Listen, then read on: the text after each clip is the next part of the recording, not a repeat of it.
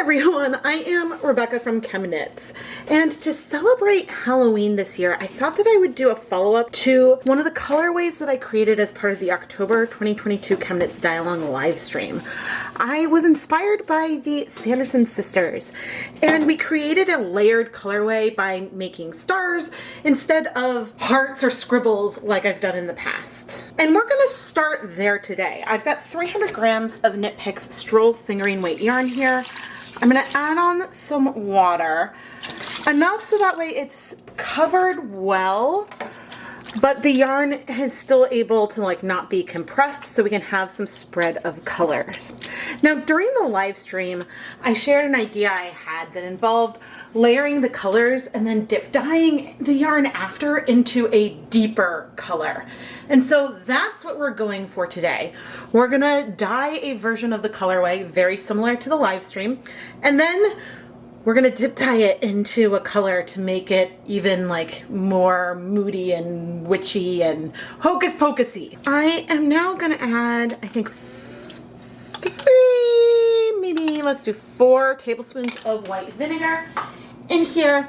And as we start to heat things up, we're on top of my stove, I am going to go and show you the dyes that we're going to use today. The 3 main colors we are going to use today are a 1% stock solution of Dharma's Cabernet acid dye, a approximately 1.33% stock of Dharma's Muck green. This was a limited edition color. And then a 1.33% of electric violet to give us our Mary, Winifred, and Sarah colors from the movie poster. Now to the Muck green, when we're mixing it up to use, I will be adding a little bit of some bright yellow to tone down some of the blues that are in this color. Now for the 2 younger sisters, I guess Winnie is the eldest, I am going to use these stalks pretty much straight. I'm just transferring it into squeeze bottles. We may not use all of the color, and that is fine. Actually, I forgot. It's not just the younger sisters. Winnie, I don't know if Sarah's the youngest. I don't think that really matters. Oh, and yes, I know that the inspiration photo is technically from Hocus Pocus 2, but I don't know. I had a lot of fun with the movie growing up. Okay, that is some of our Muck green color. And I'm going to add a little bit of this yellow to it. Not a lot. I'm not sure if it's going to make a huge difference, but it seemed to help me get closer to the color I wanted during the live stream. Okay, so those 2 colors, which started off as like a 1.33% stock solution, are pretty good. The Cabernet is a color where a little bit goes a long way. So I am going to take a little bit of this color and dilute it by adding approximately 3 times the volume of water compared to the volume of dye that I added. Approximately. And this should help balance our 3 colors in a nice way, even though I probably will use more green on the colorway itself. You may notice a little bit of pink around the edges. I was dyeing another colorway in here that was red and I did not wipe the pan down well. But I'm not concerned because of the amount that we're going to over dye, and we are going to have plenty of pink tones in our Cabernet color for Mary. And so we'll start off with 1 star for each sister just to show the overall concept. I really enjoyed this suggestion from the chat because since this is a colorway inspired by witches, doing something pentagram feeling was just a fun way to apply the color. The shapes here won't be visible in the final yarn, but I like drawing shapes versus just doing lines because it means that where the colors are placed, I have a little bit less control over it because I'm focusing on the motion of like my hands as I'm layering the colors. But now I'm going to go in. We do have 300 grams of yarn. Oh, that was not a good star. We have 300 grams of yarn in here, and I've used up most of this green already on just the first side. We have 300 grams of yarn in here, and so the goal is to try to get a little bit of each color on each skein, but it does not have to be even as we go across. And it also doesn't have to be even when we compare like each of the 3 skeins. But the goal is to make sure that as we go across, we have a little bit of each color on each part of the visible yarn. And we can do a tiny one down here. Maybe we'll do a little bit more purple. But I do have mostly green because that is our star. But anyway, I'm now going to wait, I think 10 minutes, and then I will flip to dye the other side. And I can mix up more of the colors as needed so we can continue on with the project. Well, I let it get pretty hot here. Now we're going to flip the yarn to dye the other side. And we're going to do this probably one more time after this. This allows the colors to blend and mix a little bit, and we get more coverage overall, and it's nice, random, and fun. Now, but of course then we're going to cover up a lot of this as well, so that's going to happen. We've had pretty good coverage here so far. I went pretty heavy on the second side, and hopefully the colors will spread through in a nice way, go down more than one layer, but not mix and blend too much. I love that the way that these 3 colors mix together isn't completely muddy. I think that that is something that is a lot of fun. And as I mentioned, we are going to be over dyeing this in not too long a time, but I did still wait about 10 minutes in between flips to add more color. All right, I think I'm pretty satisfied with the way these colors are going. I like this element. I like the white, I like the color, and a lot of the color here in the pot has cleared. So what I'm going to do is turn off the heat. We're going to set the yarn aside to cool because I don't want it to be this hot when we go to dip dye into our bluish color. I put on my deluxe rubber respirator mask, safety glasses, and gloves and measured out 2 grams of Dharma's Midnight Blue acid dye. This blue is a little bit purple leaning, which I think would go really well with our colorway, and really just like I picked Muck green partially because it's called Muck, and the Amok, Amok, Amok quote from Hocus Pocus, midnight is a very important time from the Hocus Pocus movies, and so the name just fit and felt appropriate to use for this colorway. I dissolved the 2 grams of dye in hot tap water, not worrying about the volume, because we're going to use all of this, at least initially, for our dip dye. And as for this remaining dye, we've pretty much used up all of that Muck green, but I'm going to start rinsing out our little containers and our excess dye back into here. Just so that way we can leave no dye behind. And I don't know if we'll use this in this video, or if I'll save this for another video with a lot of other leftovers. But I think this is going to make a really pretty color. Normally when I'm doing this, I do this over by the sink, so I make less of a mess. It is a little messy here. This tiny hint of purple could go back into the actual stock bottle that I had for this color, but there's no harm in making a mess. This is why I protect my work surface. And I'm curious, this paper towel has some green on it. Ooh, it's sort of like a browner burgundy that we have going on. That's pretty. But anyway, I'm gonna set this aside and clean up the mess. In my dye kettle, I'm actually gonna come in with the warm dye bath we used before. There's a hint of some color left in here, but also plenty of acid, and so I like to reuse water and everything when I can, and you know, it's the same concentration that's in the yarn.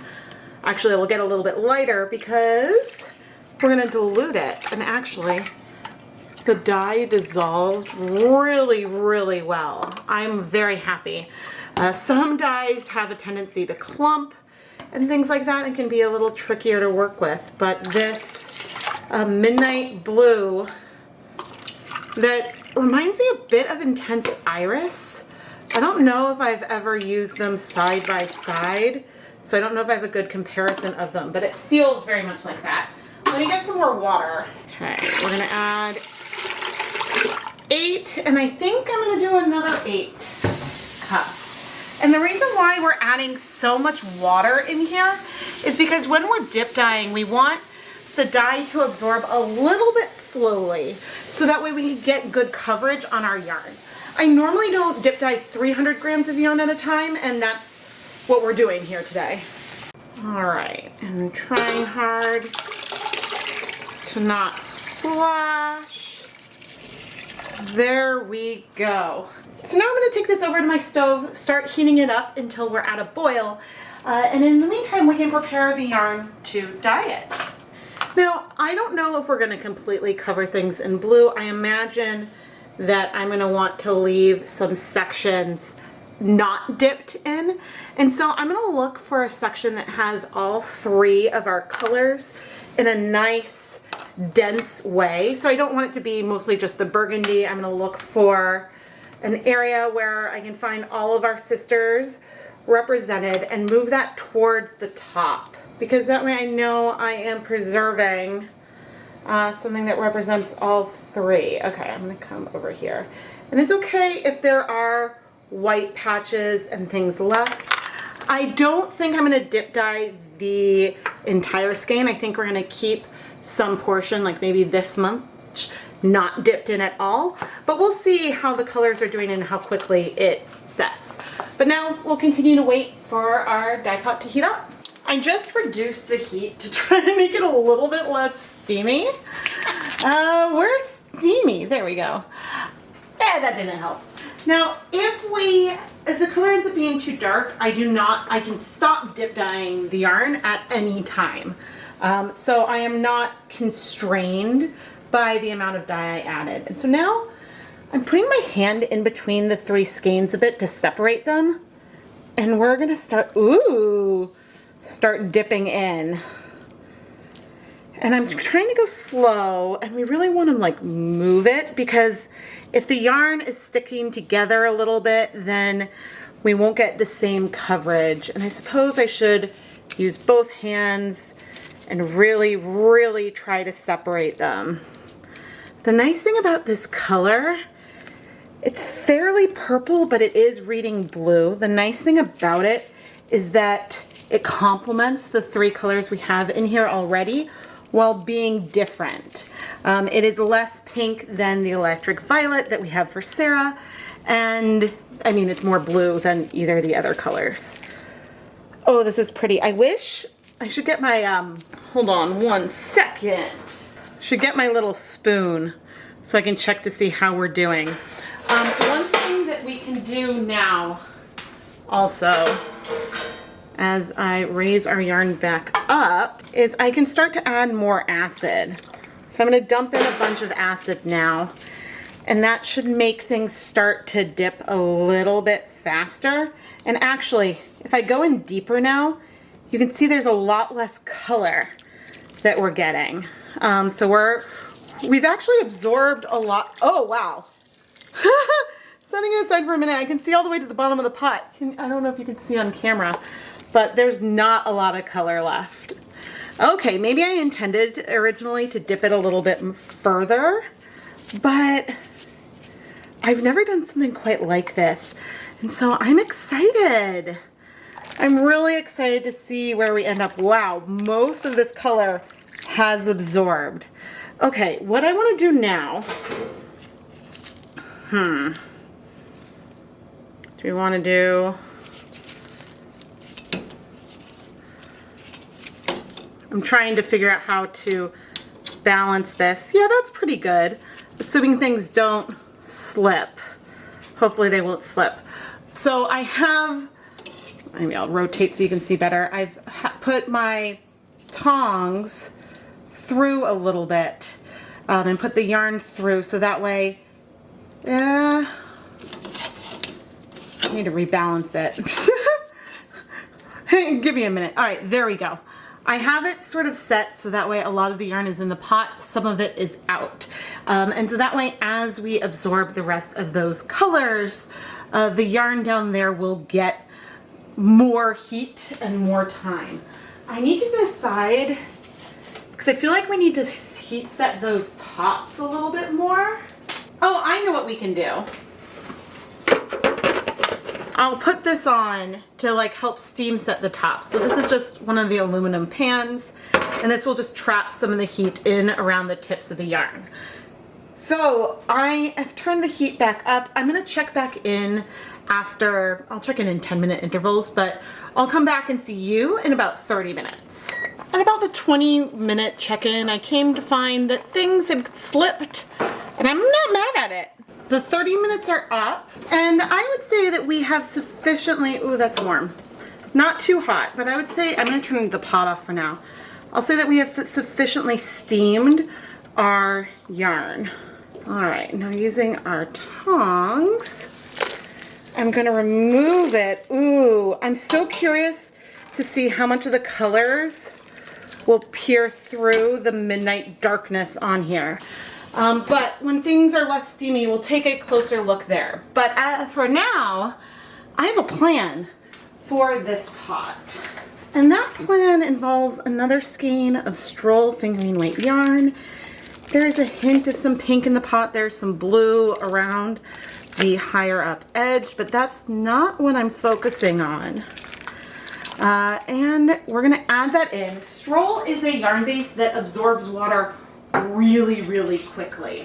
And so I can do something like this, letting the yarn soak in and trust that a lot of the yarn will actually be wet.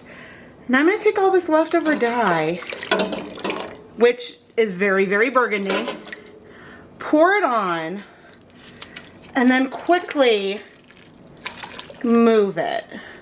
Some color is gonna strike quickly and some won't. But this will get our coverage a little bit more even. And yeah, I'm now gonna heat this for 30 minutes. And then we'll remove the yarn and I'll let it cool off camera and show it to you at the very end.